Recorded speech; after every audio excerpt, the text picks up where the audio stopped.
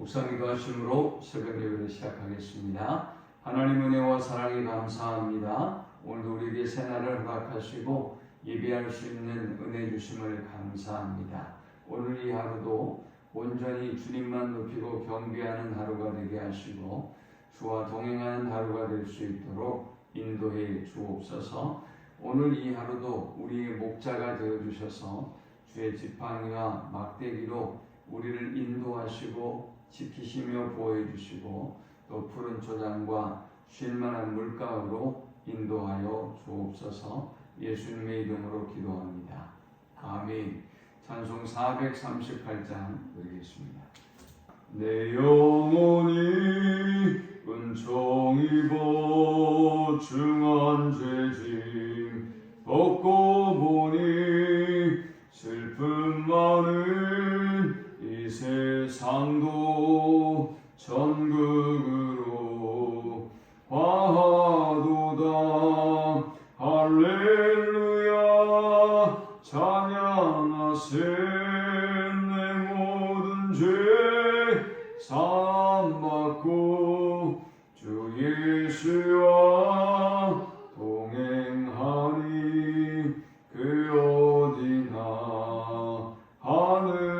하늘나라 주의 얼굴 뵙기 전에 멀리 뵈던 하늘나라 내 맘속에 이루어지니 날로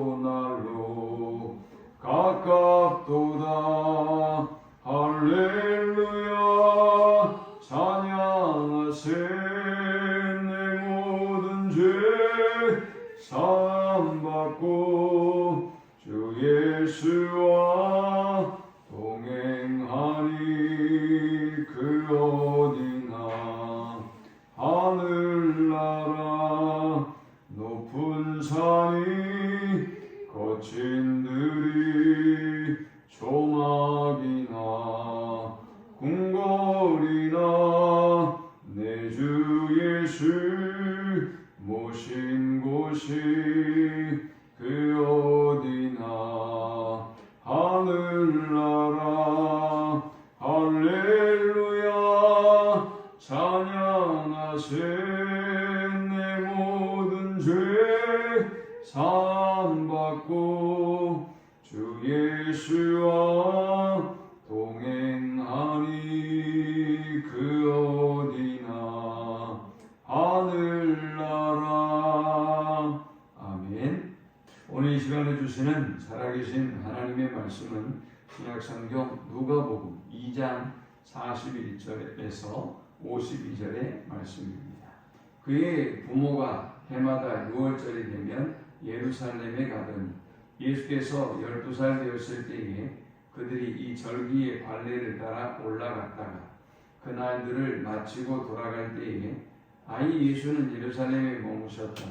그 부모는 이를 알지 못하고 동행 중에 있는 줄로 생각하고 하루 길을 간 후 친족과 아는 자 중에서 찾되 만나지 못하니 찾으면서 예루살렘에 돌아갔더니 사흘 후에 성전에서 만난즉 그가 선생들 중에 앉으사 그들에게 듣기도 하시며 묻기도 하시니 듣는 자가 다 그 지혜와 대답을 놀랍게 여기더라. 그의 부모가 보고 놀라며 그의 어머니는 이르되 아이야 어찌하여 우리에게 이렇게 하였느냐. 보라 내 아버지와 내가 근심하여 너를 찾았노라.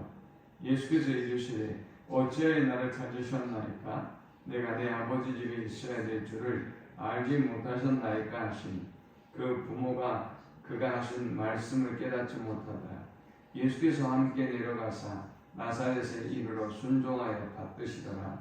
그 어머니는 이 모든 말을 마음에 드니라. 예수는 지혜와 키가 자라가며 하나님과 사람에게도 사랑스러워 가시더라. 아멘.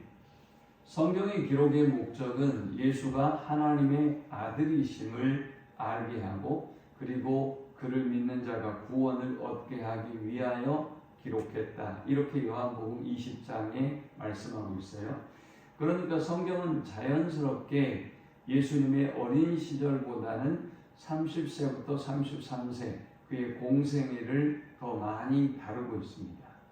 그런데 만일 예수님의 어린 시절에 대한 기록이 없다면 어떨까요?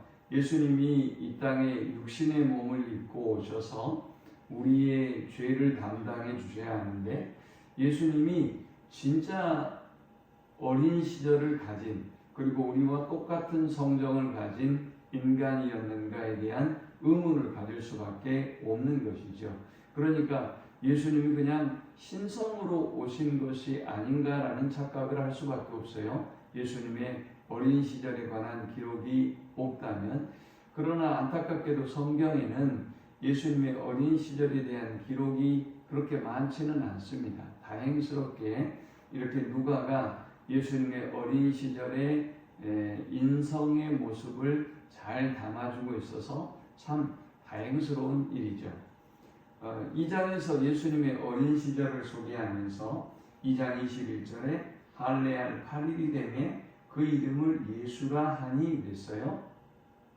예수님은 태어나자 8일이 되었고 그리고 할례를 받은 것으로 보여집니다. 그러니까 할례를 언급하고 그리고 그의 이름을 언급하고 있겠죠. 그리고 22절에서 유대인들은 정결 예식을 행했는데 레위기 12장에 보면 산모의 정결법이 있습니다.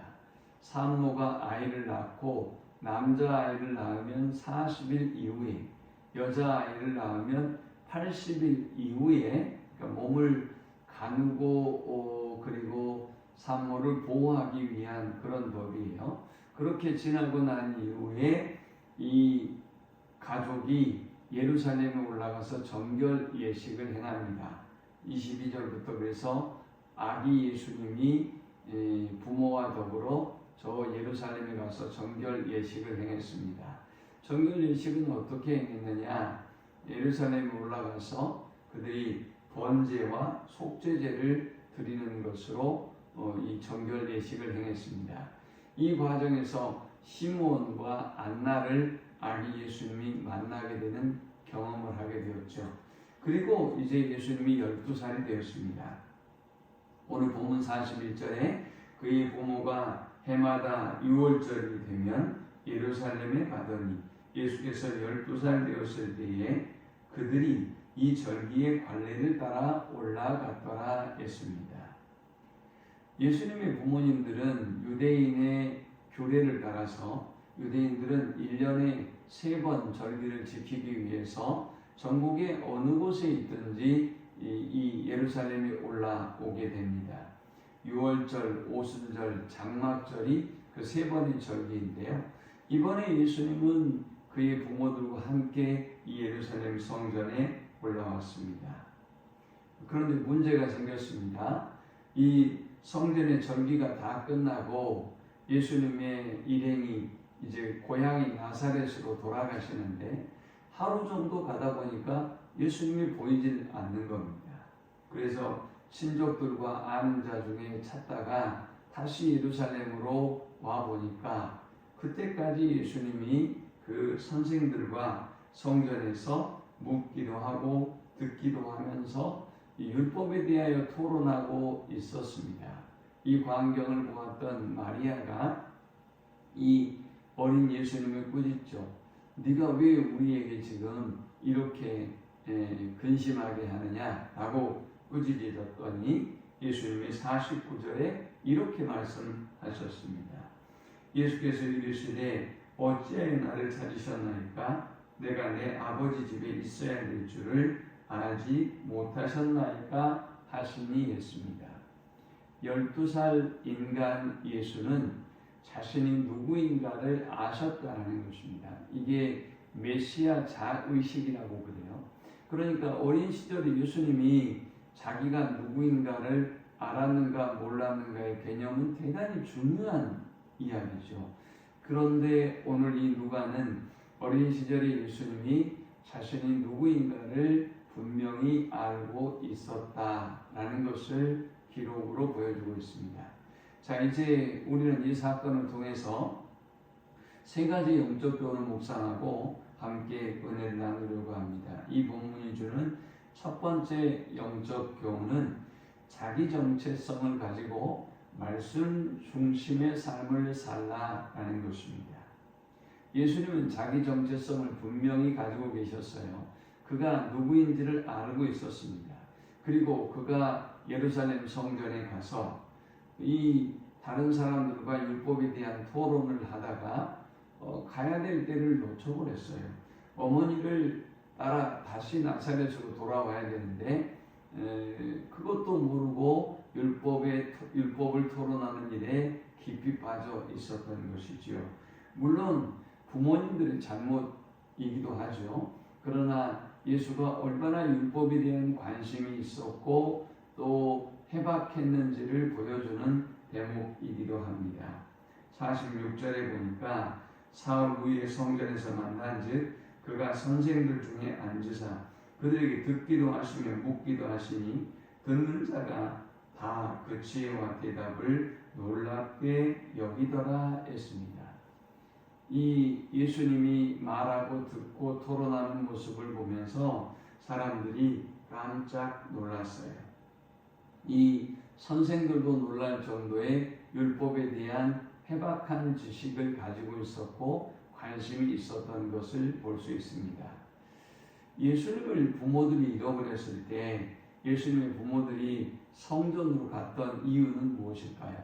대부분의 12살의 아이들이 만일 이렇게 시골에서 큰 도시에 왔다고 한다면 사람들의 치이기도 하고 도시 구경을 하다 길을 잃어버리고 말 것입니다.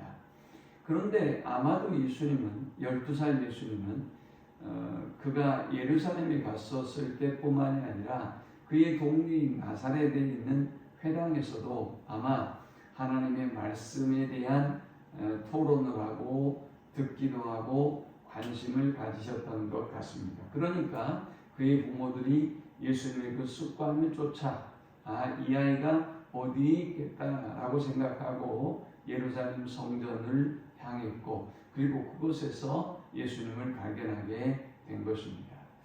오늘 예수님이 보여주시는 이러한 삶의 모습은 오늘 우리가 어떻게 살아가야 되는지를 잘 보여줍니다.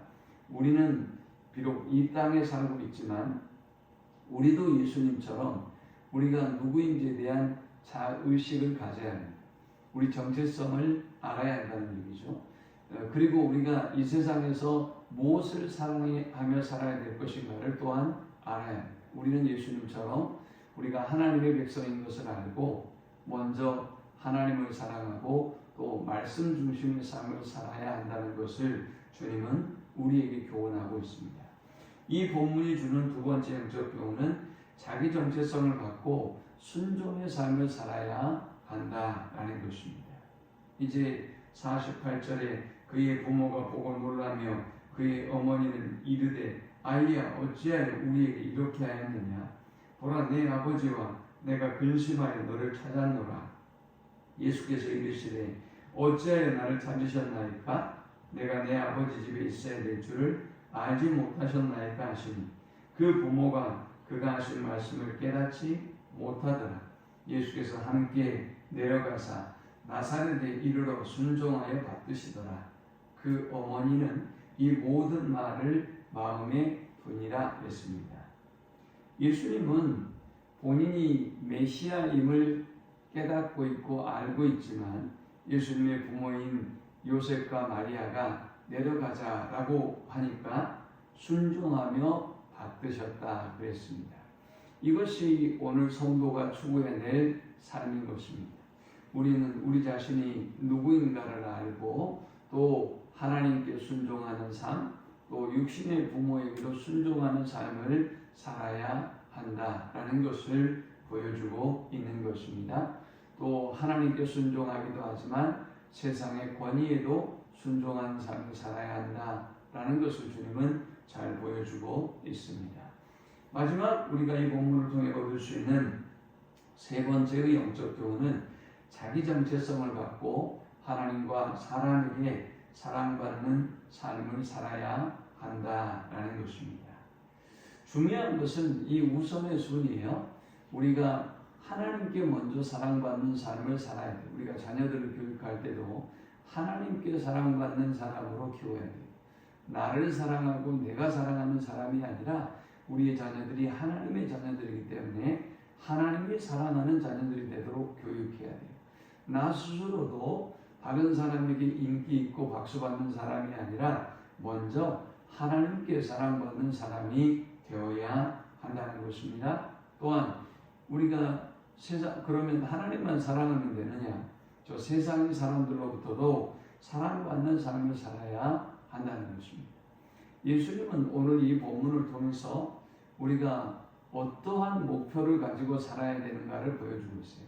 하나님과 사람 앞에 사랑받는 삶이죠. 그러기 위해서는 어떤 삶을 살아야 됩니까? 예수님이 보여주듯 말씀 중심의 삶을 살아야 되고요. 또 52절은 보여주기를 영적인 성장뿐만이 아니라 지적인 성장, 육체적인 성장, 이 지혜가 자라고 키가 자라고 또 하나님과 사람 앞에 사랑받는다는 것은 무엇을 의미하는 것입니까? 사회적인 성장을 의미하는 것이지요. 우리의 관계의 성장을 이야기하는 것이지요. 내 자신만이 아니라 우리 가족에게 뿐만이 아니라 이웃과 이 나라 민족의 모든 인류에 사랑받는 사회적인 사람으로 키워야 한다라는 것을 보여주고 있습니다. 이 시대의 많은 사람들이 내 자식 또 혹은 자기밖에 모르는 그런 이기적인 인간을 길러내고 있다고 한다면 우리 예수님은 우리가 추구해야 될 삶의 목표와 방향을 분명히 보여주고 있습니다. 오늘 우리의 삶이 시간이 되어갈수록 날마다 자라가는 삶, 영적으로 뿐만이 아니라 또 어떤 육체적인 건강뿐만이 아니라 또 우리의 모든 지혜도 날마다 자라가는 삶, 하나님과 사람 앞에 더욱더 사랑받는 우리가 될 수 있기를 축원합니다. 하나님 감사합니다. 귀한 말씀을 통해서 은혜 받고 깨닫게 하심을 감사합니다. 오늘 주셨던 말씀처럼 우리 자신이 누구인가를 분명히 알게 하시고 하나님과 사람의 사랑받는 삶을 살아가도록 인도하여 주옵소서. 날마다 성장하고 날마다 자라가는 저들이 되게 하여 주옵소서. 세상의 헛된 것들의 소망을 두지 않게 하시고 저 하나님의 나라의 소망을 두고 말씀 중심의 삶을 살게 해 주옵소서. 예수님의 이름으로 기도합니다. 아멘. 지금은 우리 주 예수 그리스도의 크신 은혜와 성부 하나님의 그 크신 사랑과 성령의 인도고 교통 충만케 하시니 비록 땅을 밟고 살아가나 세상의 헛된 것들의 마음을 두지 아니하고 저 영원한 하나님의 나라의 소망을 두며 살기를 소망하는 모든 주의 백성들의 머리 위에 이제부터 영원토록 함께 있을지어다. 아멘.